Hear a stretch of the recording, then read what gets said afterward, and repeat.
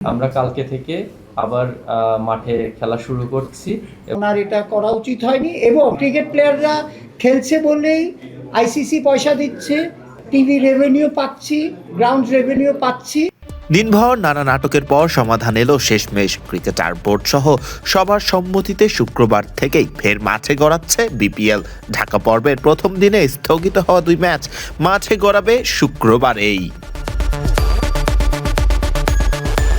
মাঠের ক্রিকেটকে বয়কট করা ক্রিকেটারেরা রাতে দেখা করেন বিসিবি সভাপতির সাথে।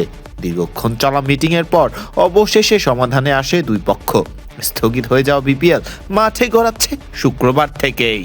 তা আপনারা একটু আপনাদের রিকোয়েস্ট করবো, এটা একটু আপনারা জনগণ আমাদের সাপোর্টারদের জানিয়ে দিবেন যে আজকের ম্যাচটা কালকে হবে, কালকের ম্যাচটা পরশু হবে, আর পরশুর ম্যাচটা তার 18 তারিখে হবে।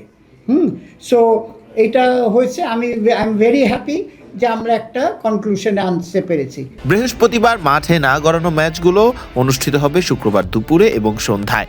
এর আগে বিসিবি পরিচালক নাজমুল ইসলামের পদত্যাগের দাবিতে বিপিএল না খেলার কথা জানায় ক্রিকেটারেরা।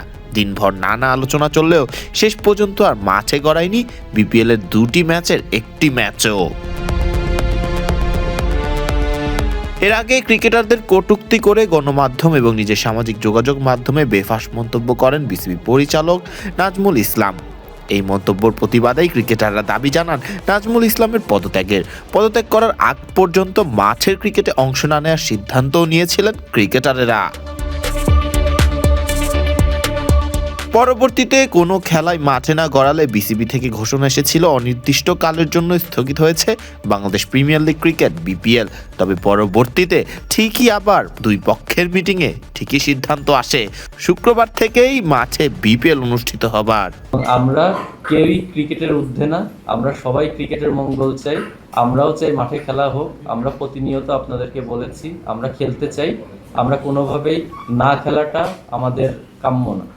তো আমরা ক্রিকেটের ইন্টারেস্টে আমরা কালকে থেকে আবার মাঠে খেলা শুরু করছি। সবকিছু মিলিয়ে দোদুল্যমান অবস্থায় একটি দিন পার করলো দেশের ক্রিকেট পাড়া। কখনো মনে হচ্ছিল হয়তো দিনের একটি ম্যাচ হবে অন্তত, আবার কখনো প্রশ্ন জাগছিল বিপিএল এর এই আসরটা আসলে হবে তো। শেষ পর্যন্ত সব মিলে আপাতত যা বলা যায়, সবকিছু ঠিক থাকলে শুক্রবারেই আবারও মাঠে গড়াচ্ছে বিপিএল এর ঢাকা পর্বের ম্যাচগুলো। ফারদিন রহমান সকাল, বিডি ক্রিক টাইম।